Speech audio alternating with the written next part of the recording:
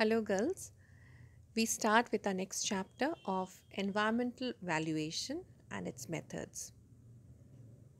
पर्यावरण का मूल्यीकरण। पर्यावरण का मूल्यीकरण किस लिए ज़रूरत है? Why do we need valuation? We need to understand that.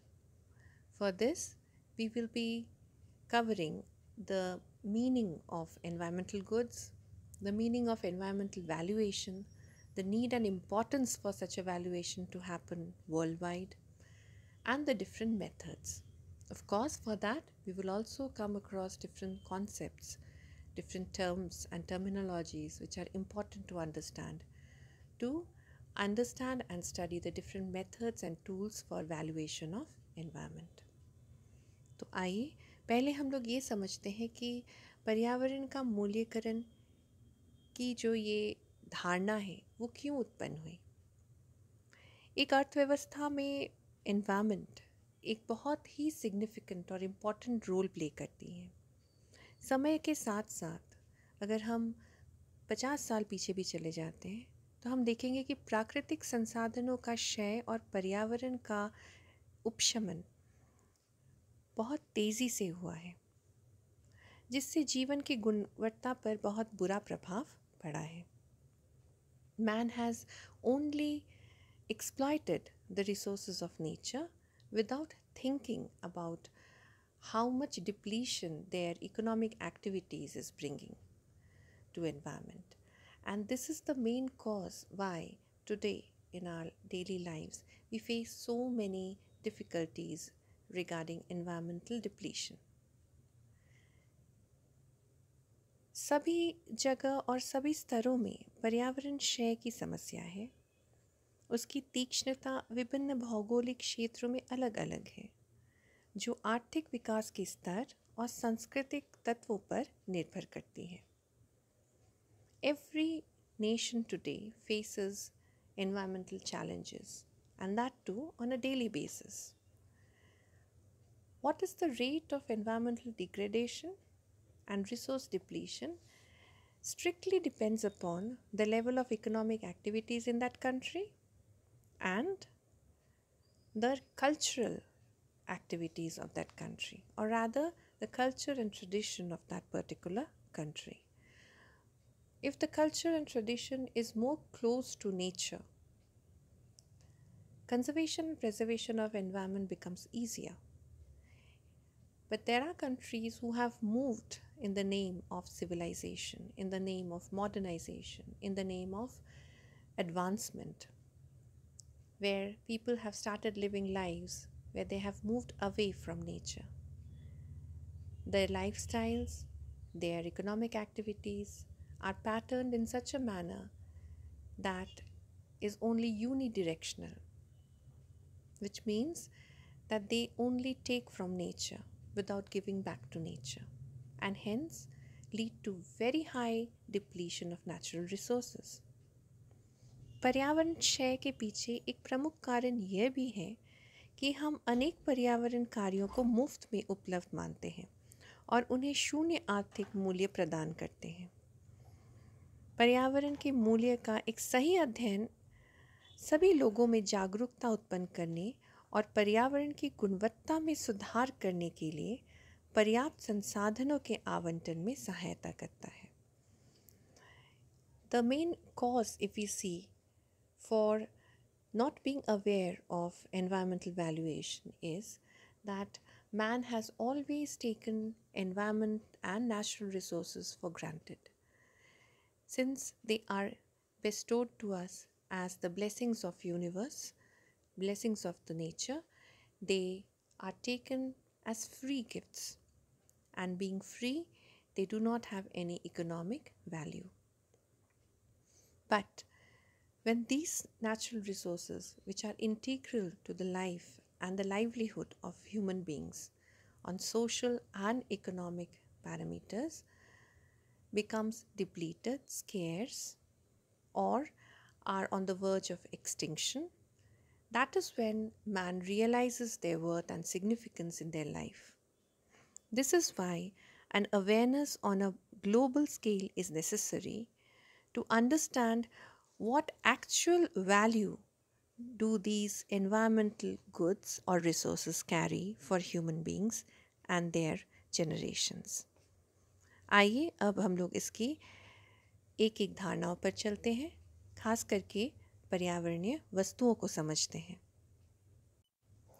पर्यावरणीय वस्तु प्रकृति के द्वारा दिए गया वह अमूल्य उपहार है जिसका उपभोग मनुष्य अपनी आवश्यकताओं की पूर्ति के लिए करता है। अतः यह मनुष्य के सुख, समृद्धि और खुशहाली का आधार होता है। Environmental goods are the non-market goods which are given to us by Mother Nature, and they are the basis of the prosperity and luxury, comfort and happiness obtained by human beings. क्योंकि पर्यावरणीय वस्तु के रूप में एवं विस्तार मनुष्य की प्रतिभा, वृद्धि तथा परिश्रम पर आधारित है, अतः आज पृथ्वी का संपूर्ण धरातल पर्यावरणीय वस्तु कहा जा सकता है, क्योंकि मनुष्य इसके प्रत्येक क्षेत्र का उपयोग अपने किसी न किसी आर्थिक क्रिया के लिए करता है।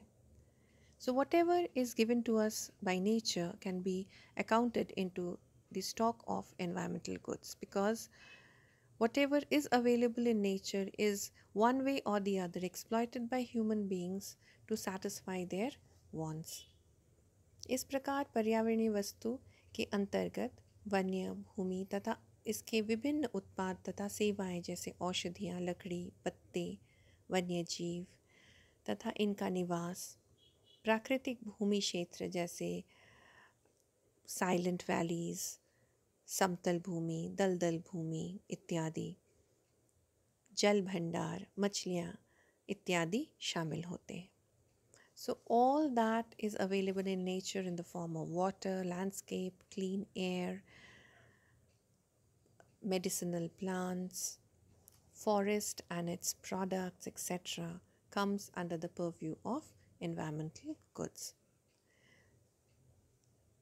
संक्षेप में शुद्ध वायु, शुद्ध जल, सुंदर वन इत्यादि पर्यावरणीय वस्तु कहलाते हैं। इन वस्तुओं का संबंध भी मनुष्य के जीवन की गुणवत्ता से है। प्रकृति के ये वह स्टॉक है जो मानव के लिए उपयोगी है और मानव इसका संपूर्ण रूप से उपयोग करता भी है। ये वस्तु में वो सारी चीज़ों को शामिल किया जाता है जो मानव को प्रकृति की देन है। और पर्यावरणीय वस्तुओं के अंतर्गत भी पर्यावरण की वेस्ट एसिमिलेटिव कैपेसिटी को भी रखा जाता है। वेस्ट एसिमिलेटिव कैपेसिटी मतलब पर्यावरण के द्वारा जो अपशिष्ट पैदा होती है उसी को पर्यावरण में ही नष्ट किया जाता है। पर्यावरण वस्तु की सहायता से भौतिक वस्तु मानवीय पूंजी की रचना भी की जाती है। बाजार के आधार पर सामान्य वस्तु और पर्यावरण वस्तु के बीच भेद किया जा सकता है। सामान्य वस्तु के लिए बाजार होता है, लेकिन पर्यावरणीय वस्तुओं के लिए बाजार नहीं होता है। बाजार की वस्तुओं का मूल्य निर्धारण हो सकता है। उनकी कीमत और उपभोक्ता बचत सामान्य वस्तुओं के लिए एक धारणा है जिसे हम नाप भी सकते हैं, लेकिन पर्यावरणीय वस्तुओं के लिए ये सारी धारणाएं संभव नहीं होती हैं। ना बाजार होता है और ना इसमें उपभोक्ता बचत या कीमत का कोई स्थान है। हालांकि यह मुफ्त मिलता है और इसका मूल्य निर्धारण भी बाजार की वस्तुओं जैसे नहीं होती है। पर्यावरणीय वस्तुओं की कुछ विशेषताएं होती हैं। There are certain characteristics of environmental goods. पहला है अनिश्चितता, uncertainty. यह इनकी विशेष या मुख्य विशेषता होती है। पर्यावरणीय संपत्तियों और इसकी प्रक्रिया के बारे में हमारा ज्ञान अपूर्ण होता है, क्योंकि प्रकृति हमेशा प्रतिक्रिया करती है और हम ये पता नहीं कर पाते हैं कि ये प्रकृति का प्रतिक्रिया कैसी होगी। अर्थात हम प्रकृति की प्रतिक्रिया को नहीं समझ सकते हैं और हम यह भी नहीं जान सकते हैं कि प्रकृति कब ऐसा कुछ करेगी जिससे कि हमें या बाधा उत्पन्न होगी या हमारे लिए एक नया चुनौती खड़ा होगा। साइंस की उन्नति के बावजूद भी जीव जंतुओं का आपस में और पर्यावरण के संबंध में संबंधित हमारा ज्ञान आज भी अपूर्ण है और यही अनिश्चितता का कारण भी है। दूसरे शब्दों में इकोलॉजी अर्थात पारिस्थितिक साम्य की सीमित ज्ञान ही अनिश्चितता उत्पन्न करती है।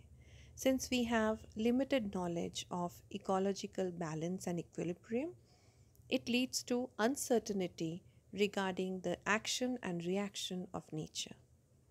जब हम किसी पर्यावरणीय वस्तु का अध्ययन करते हैं तो हम निश्चित रूप से ये नहीं जान पाते हैं कि भविष्य में हम और क्या हम या पर्यावरण किस तरह से बदलेगा या क्या नुकसान उठाएंगे हम या पर्यावरण को क्या नुकसान पहुंच सकता है या पर्यावरण के किसी भी एक अभिन्न अंग में किस तरह का बदलाव आ सकता है।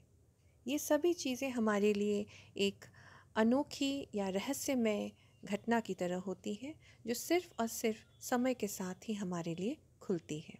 इसीलिए पर्यावरणीय वस्तुओं को हम अनिश्चितता से घिरे हुए वस्तु कहते हैं। द सेकेंड इज यूनिकनेस, अनोखापन। पर्यावरणीय वस्तु अद्वितीय होते हैं, दे आर अनपैरेलल। पर्यावरणीय वस्तुएं अपने ही प्रकार के होते हैं, they have no common thing और you can say they are no duplicates. यह बेजोड़ होते हैं। इन वस्तुओं में ना तो समानता होती है और ना ही इसकी कोई समान अंतर होता है। Neither do they have any equality और कॉमननेस बिटवीन देम। पेड़, खनिज, जल, ऊर्जा, ये सभी चीज़ें अपने आप में भरपूर, शक्तिमान और अनोखे हैं। Any resource, B it water, air, solar energy, have their own powers. They do not have anything common in between them, and yet they are unparalleled, and there is no equivalency in between them. Each and every resource that we find on earth is unique. एक पेड़ के सभी पत्ते भी अपने आप में बेजोड़ हैं। एक ही माता पिता के सभी बच्चे भी अलग होते हैं। उसी तरह से पशु पक्षियों के बच्चे या पशु पक्षियों में भी हर एक जो मेंबर है वो अलग है। Every unit of the ecosystem is different. पर्यावरणीय वस्तु में जो अद्वितीयता का गुण है वह जलवायु परिवर्तन के कारण खतरे में पड़ता दिखाई दे रहा है। अद्वितीयता के गुण को बचाए रखने के लिए जलवायु परिवर्तन पर अंकुश लगाना चाहिए और इसीलिए कई देशों ने जलवायु परिवर्तन के परिणाम को अध्ययन करने की कोशिश की है। तीसरा है इरिवर्सिबिलिटी अर्थात अनुत्क्रमणीयता। इरिवर्सिबिलिटी मतलब हम जिस चीज़ को फिर से पहले जैसा नहीं कर सकते, तो पर्यावरणीय वस्तुएं इरिवर्सिबल होती हैं। एक बार जब इन वस्तु को क्षति पहुंचती है तो वह पुनः अपने मूल रूप में नहीं आ सकती हैं और वो भी अपने आप में नहीं आ सकती हैं। ये उनकी विशेषता होती है। एक बार किसी भी तरह से अगर इनकी गति में परिवर्तन हो जाए, इनकी गुणवत्ता में परिवर्तन हो जाए तो ये क्षतिग्रस्त हो जाते हैं क्योंकि इनकी मूल रूप जो है वो ख़त्म हो जाती है और ये स्वतः अपने आप में फिर से परिवर्तित अपने मूल रूप में नहीं हो पाती हैं। जैसे मान लीजिए अगर हवा में कार्बन डाइऑक्साइड या कार्बन मोनोऑक्साइड की मात्रा अधिक हो जाए तो हवा अपने आप में फिर से उसको हटा के ऑक्सीजन नहीं बना सकती है। वो हवा फिर दूषित हवा ही रह जाती है। ये होता है उनकी तृतीय विशेषता जिसको हम इरिवर्सिबिलिटी कहते हैं अर्थात अनुत्क्रमणीयता। बढ़ते हुए पर्यावरण पर प्रेशर, क्योंकि पॉपुलेशन की प्रेशर बढ़ रही है और जो भी जनजीवन है वो पर्यावरणीय संसाधनों पर निर्भर होता है।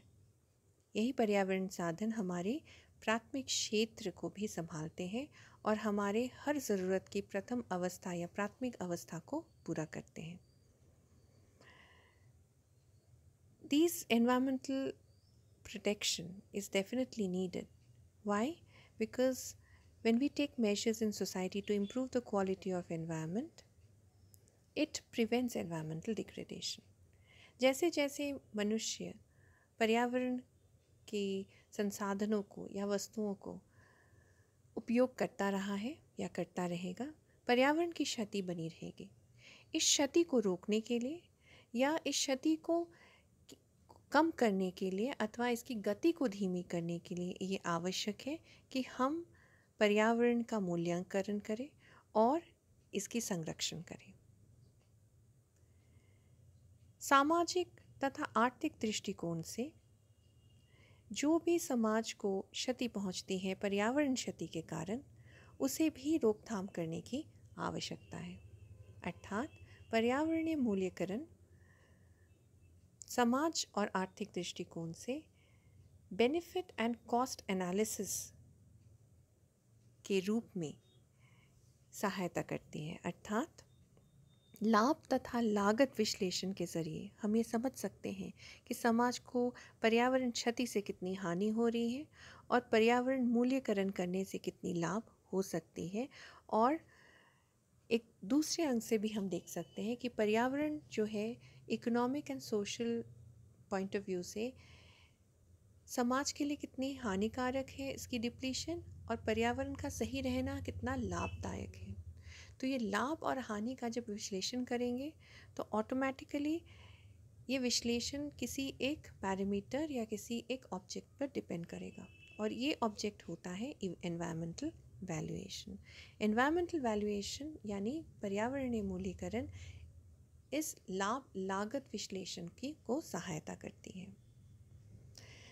तीसरा अगर हम देखें तो जब हम आर्थिक मूल्य लगाते हैं पर्यावरणीय वस्तुओं का, तो हम पर्यावरणीय वस्तुओं के इस्तेमाल को या उपयोग को इष्टतम कर सकते हैं या सबसे कुशलतम तरीका निकाल सकते हैं इनको सबसे कम मूल्य पर विदोहन का।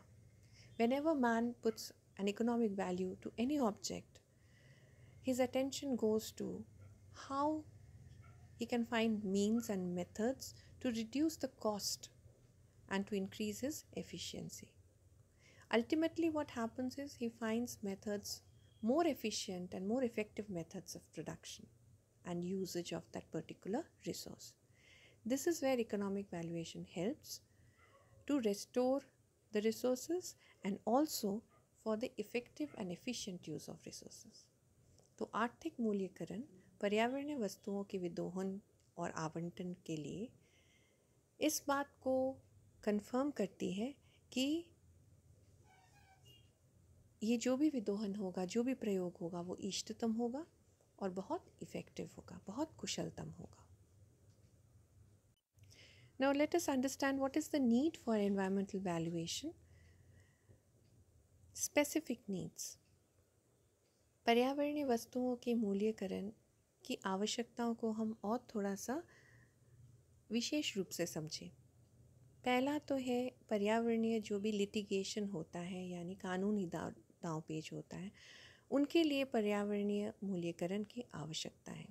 क्योंकि इनकी कोई बाज़ार नहीं होती है तो इनका गैर बाज़ार मांग का मूल्य निकालना बहुत ही आवश्यकता है। क्यों?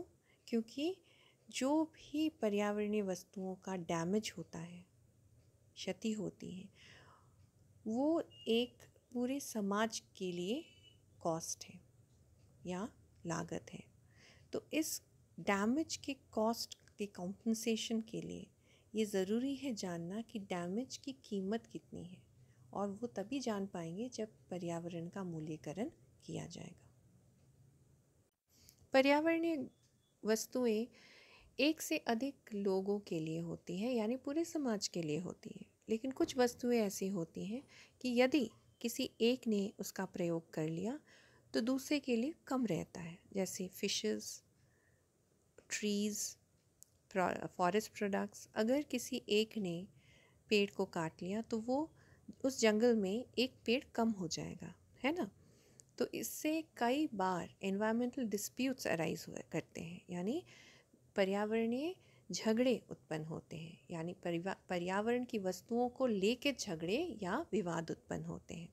और इन विवादों के निपटारे के लिए ये ज़रूरी है कि पर्यावरण का मूल्यकरण हो, पर्यावरणीय वस्तुओं का एक आर्थिक मूल्य प्रदान किया जाए।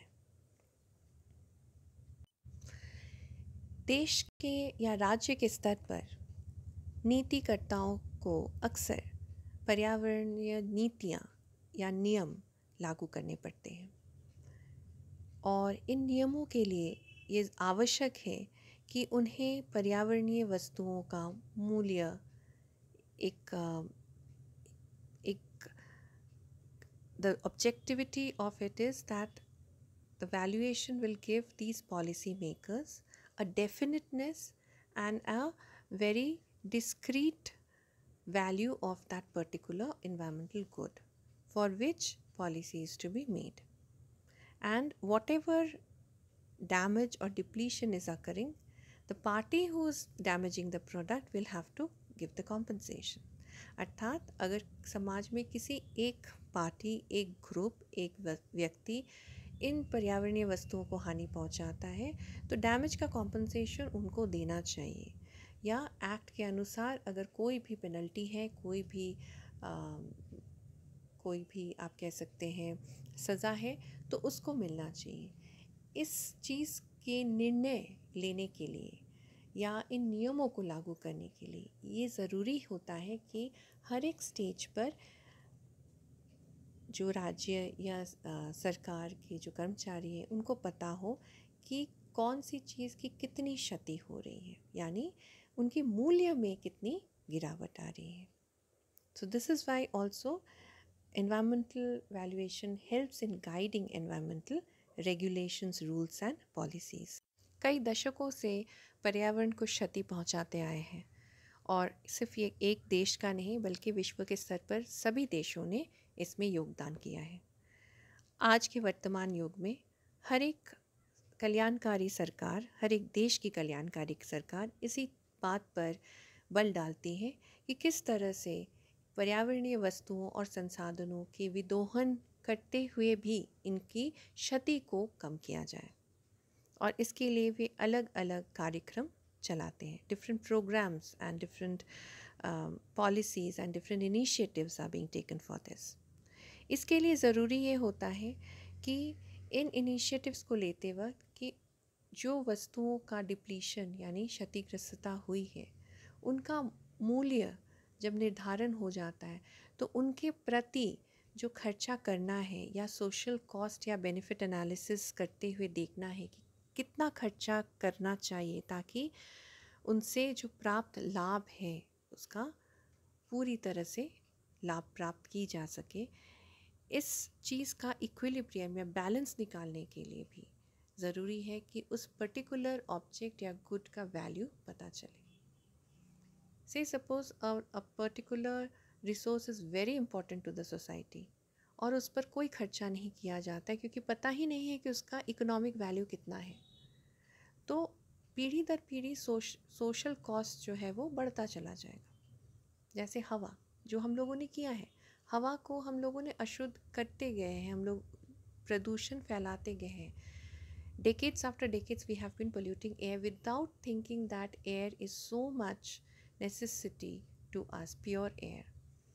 Generation after generation has suffered from respiratory disorders, asthma and various other diseases which are airborne diseases or due to pollution.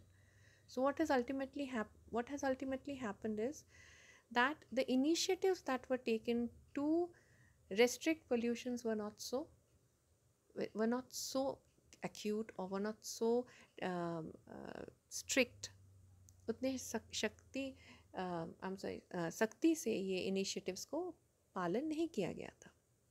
Laws her country में थे, लेकिन इनको कितनी ज़ोरदार से इम्प्लीमेंट किया जा रहा है इस बात पर भी निर्भर करता है कि उस एनवायरमेंटल गुड का वैल्यूएशन समाज के लिए क्या है, लोगों को पता हो।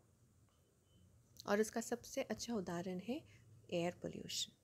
तो इसलिए भी जानना बहुत ज़रूरी है कि पर्टिकुलर ऑब्जेक्ट या एनवायरमेंटल गुड का वैल्यूएशन या वैल्यू कितना है।